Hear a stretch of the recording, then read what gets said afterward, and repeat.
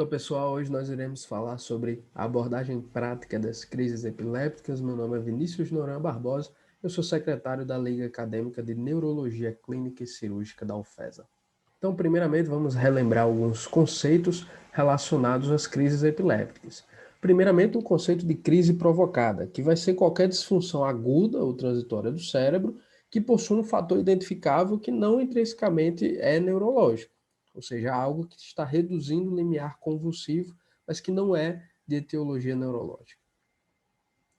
Depois temos as crises sintomáticas, que podem ser agudas ou remotas, que são aquelas geradas por uma lesão neurológica, e é aguda se ocorrer dentro de 7 dias daquela afecção, ou remota se for com mais de 7 dias da afecção, que é quando ela provavelmente está acontecendo devido a uma lesão antiga, ou seja, alguma sequela neurológica. E as crises espontâneas são aquelas que não foi possível fazer uma identificação, elas não são nem provocadas e nem sintomáticas agudas. A epilepsia, que é a doença cerebral que gera predisposição sustentada a gerar crises epilépticas, e a síndrome epiléptica, que é o distúrbio epiléptico, né, a recorrência de crises epilépticas, junto com algum outro conjunto, né, de sinais e sintomas, como, por exemplo, a síndrome de West ou a síndrome de Rasmussen. E temos um conceito importantíssimo de risco de recorrência, que vai ser fundamental para a decisão terapêutica e diz respeito justamente à probabilidade de uma primeira crise recorrer. Então, aqui nós temos algumas condições não neurológicas que podem gerar crises, ou seja, crises provocadas, né, como a crise febril na infância, alterações eletrolíticas, alterações metabólicas, sepse, abstinência a drogas ou abuso de drogas como anfetaminas e a cocaína. Aqui nós temos alguns cortes que são propostos, né, não são valores exatos, mas são propostos para alterações eletrolíticas e metabólicas, e em que momento elas podem começar a gerar crises epilépticas, né? Temos valor para hipoglicemia e para hiperglicemia, também para sódio, cálcio, magnésio e a creatinina.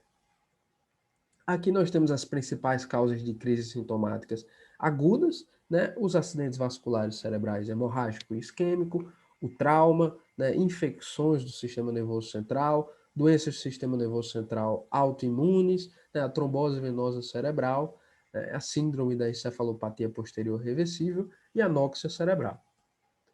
Já as principais causas de crises sintomáticas remotas, ou seja, aquelas decorrentes de sequelas neurológicas, são justamente as decorrentes de uma sequela devido à isquemia cerebral, uma hemorragia cerebral, algum trauma prévio que levou a uma lesão do parênquima cerebral, neurocirurgia ou sequelas de infecções.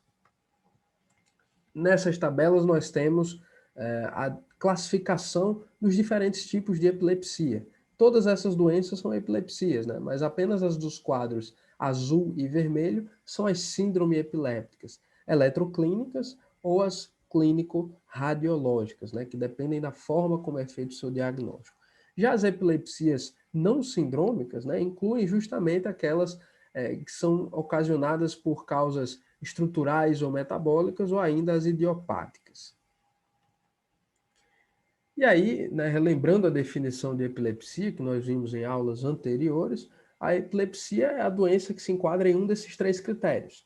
A presença de duas crises não provocadas que ocorreram no intervalo maior do que 24 horas, ou a ocorrência de uma crise não provocada que possui um risco de recorrência de pelo menos 60%, ou então a doença epiléptica que é, na verdade, a síndrome epiléptica, né, que foi possível realizar o seu diagnóstico. Agora, como é que a gente calcula esse risco de recorrência, né? O que ele é? Existe alguma fórmula para calcular o risco de recorrência? A Liga Internacional de Combate à Epilepsia diz que o médico, quando julgar um risco maior de 60% para uma segunda crise, deve definir a condição como epilepsia.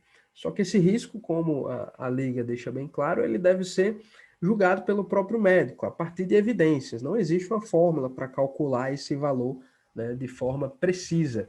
Então, demonstração de uma lesão estrutural na neuroimagem ou alteração do eletroencefalograma, como veremos mais para frente, são algumas dessas evidências que podem fazer com que o médico pressuponha um alto risco de recorrência e acabe enquadrando aquela crise, né, já fazendo o diagnóstico de epilepsia já naquela primeira crise. Então, para as crises provocadas, o risco de recorrência ele é quase nulo, justamente porque se o fator causal for resolvido, muito provavelmente aquela crise não voltará a acontecer. Nas crises sintomáticas agudas, existe o risco de recorrência, mas que é baixo.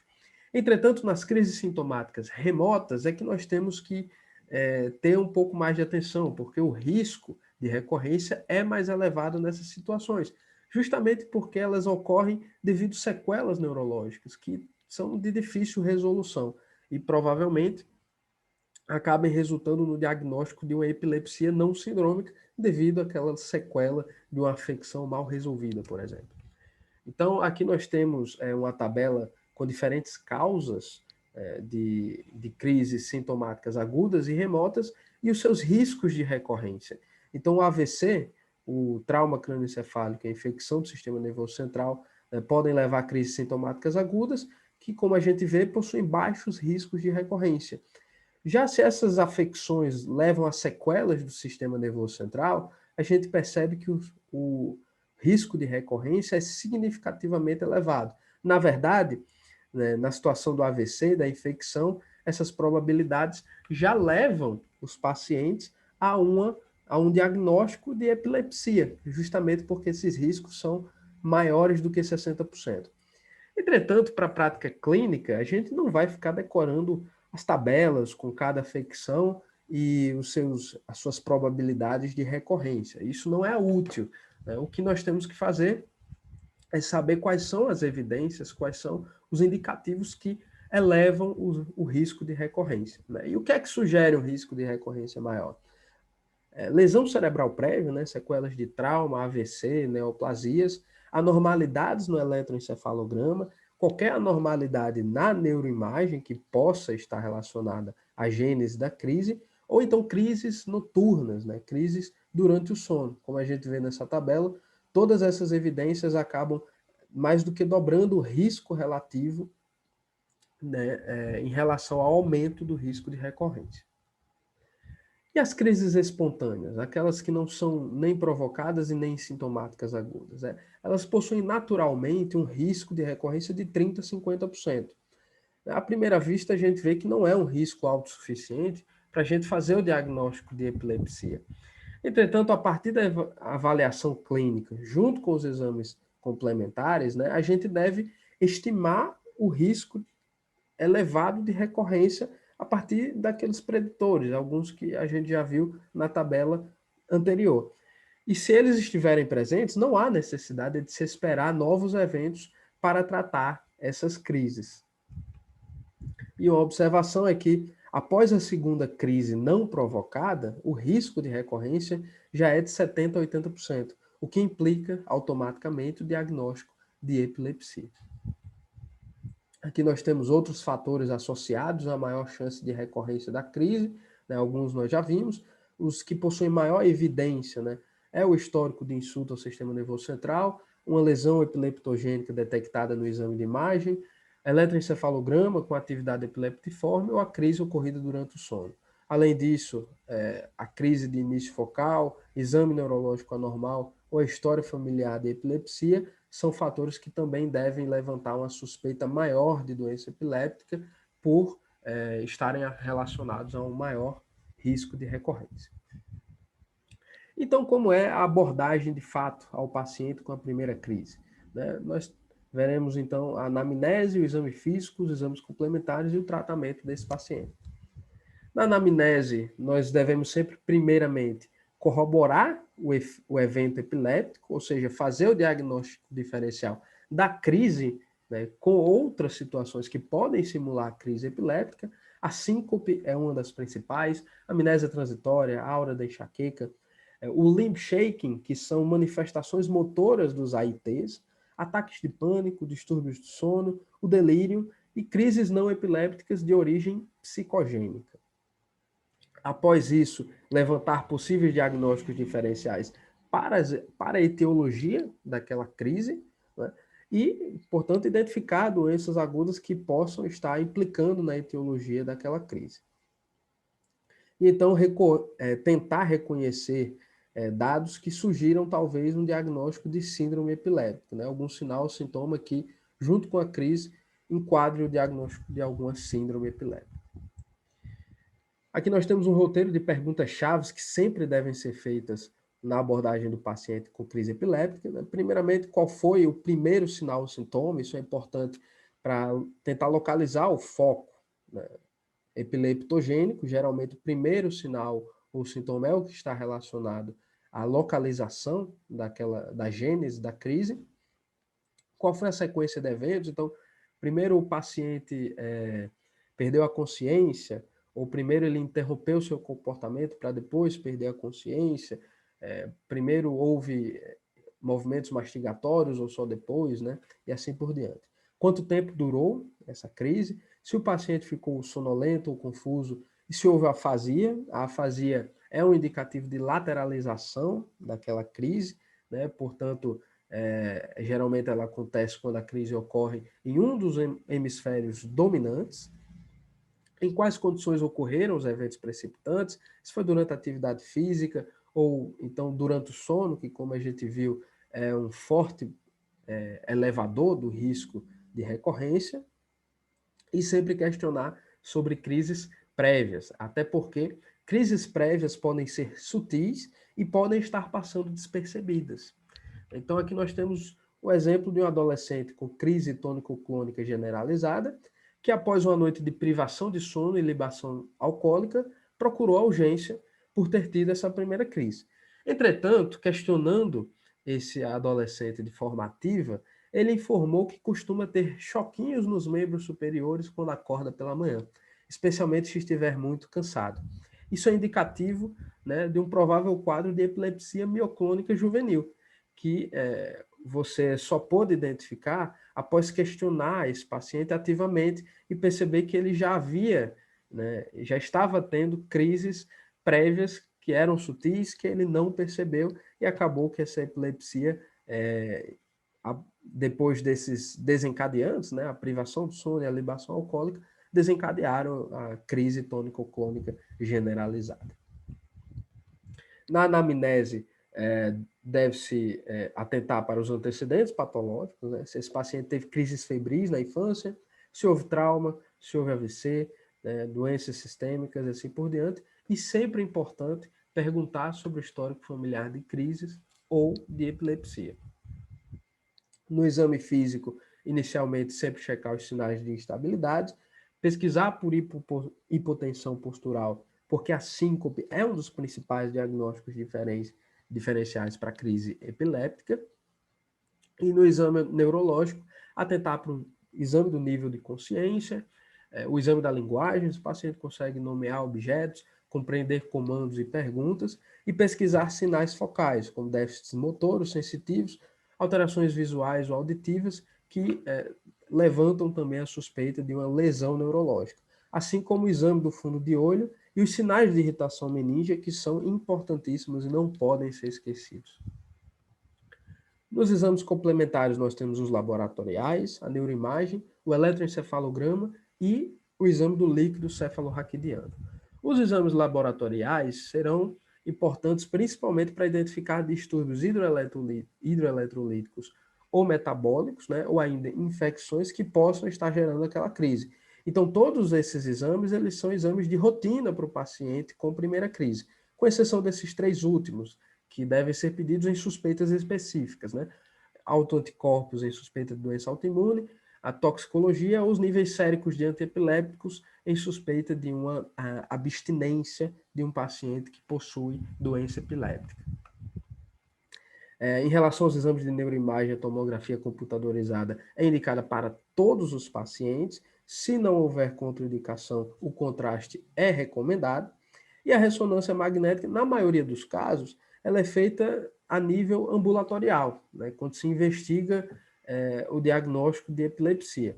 Entretanto, né, ela pode ser pedida na urgência caso haja uma suspeita de lesão neurológica aguda que não foi identificada pela tomografia. A tomografia veio normal. Então, encefalite imunomediada, encefalite herpética ou eventos isquêmicos agudos que acabaram não detectados pela tomografia podem ser etiologias dessa situação. E aqui são alguns dos fatores de risco para sempre suspeitar de uma patologia neurológica aguda. Febre, paciente imunodeprimido, histórico de trauma, como já falei anteriormente, paciente anticoagulado, presença de sinais focais no exame físico, rebaixamento do nível de consciência ou alguma cefaleia persistente. O eletroencefalograma faz parte sempre da avaliação da primeira crise epiléptica e ele vai ser importante para, primeiro, classificar a crise, se ela é focal ou generalizada, identificar possíveis síndromes epilépticas que possuem achados eletroencefalográficos típicos e também estimar o risco de recorrência, porque, como vimos, esse exame, a alteração nesse exame também está relacionado com o aumento do risco de recorrência.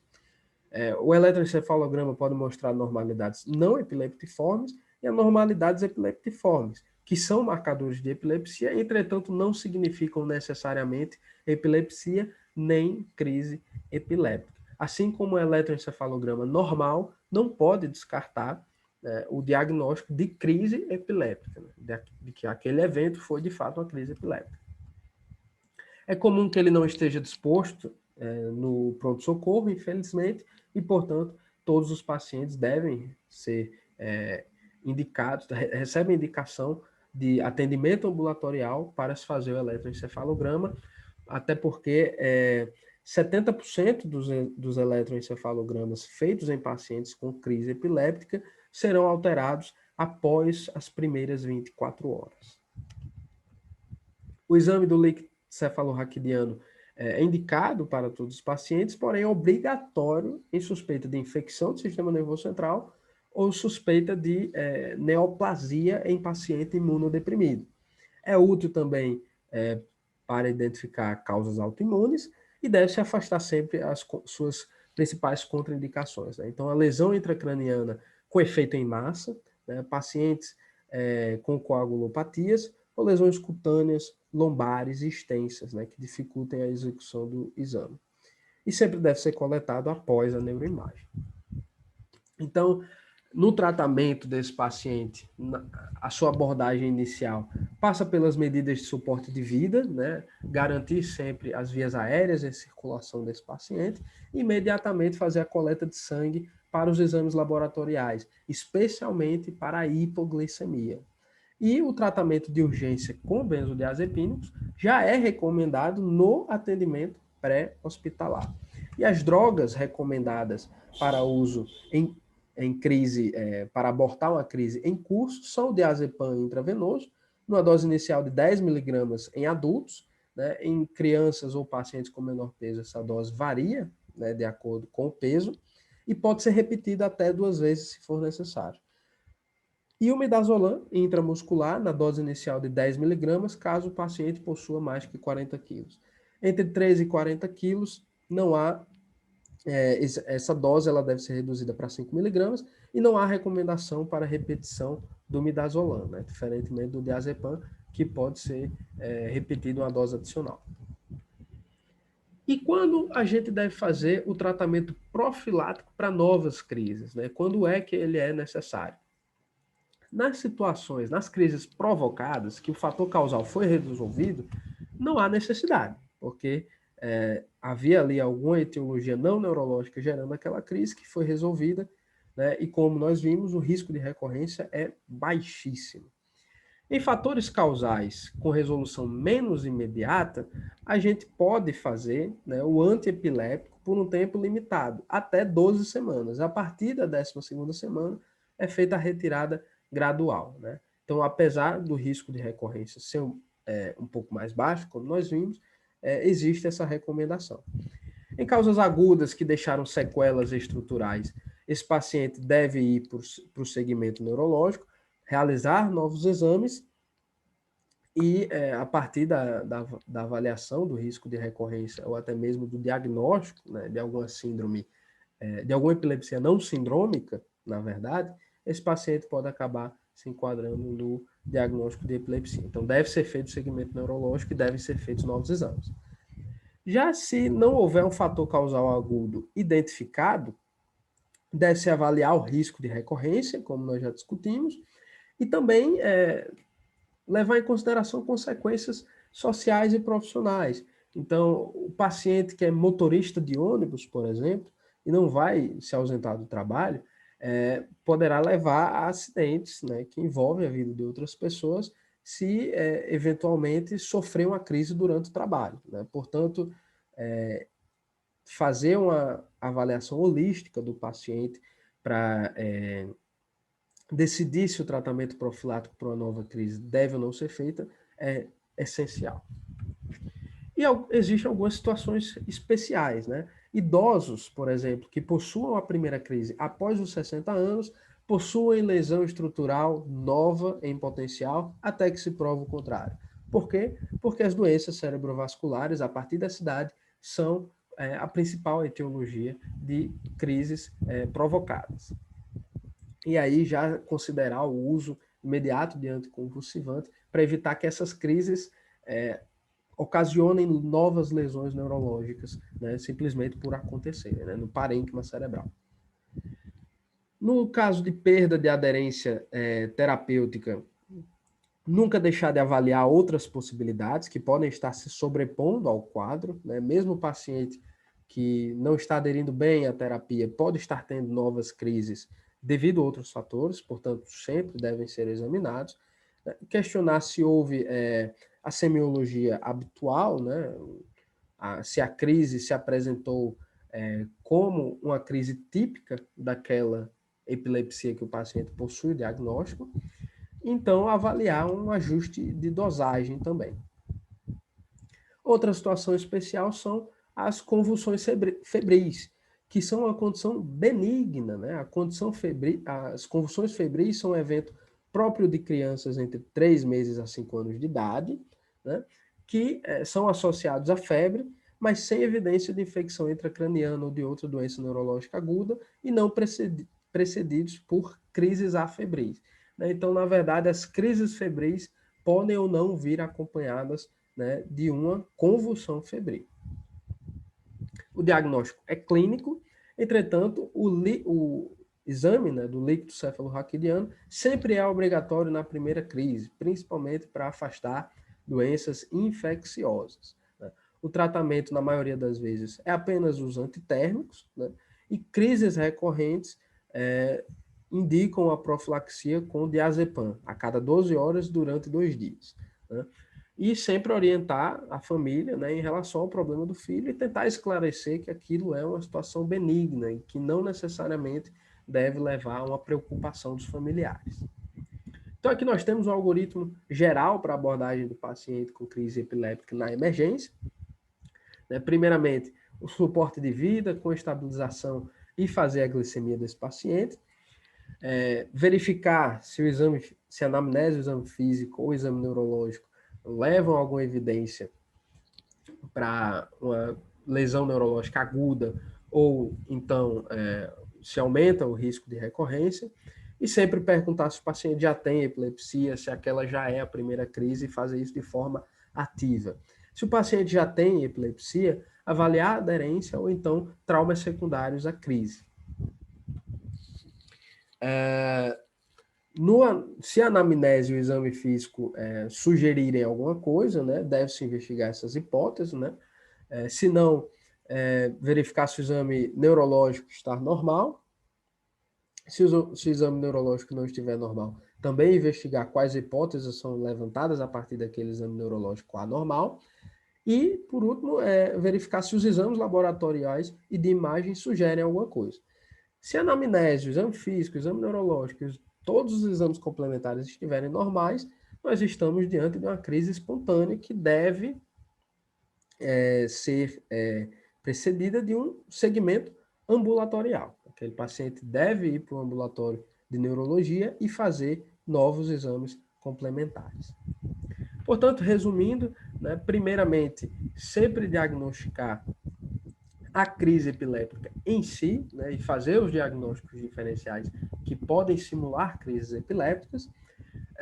Então, pensar quais são os possíveis diagnósticos diferenciais em relação à etiologia dessa crise epiléptica e sempre buscar uma causa, né, alguma etiologia na anamnese, no exame físico, e nos exames complementares. Tentar classificar se essa crise é uma crise provocada, sintomática aguda, sintomática remota, ou se nós estamos diante de um paciente que se enquadra no diagnóstico de epilepsia. E, por fim, tomar a decisão de iniciar ou não a droga antiepiléptica baseada naquilo que a gente viu. Portanto, é isso, pessoal. Agradeço a atenção de todos. Muito obrigado.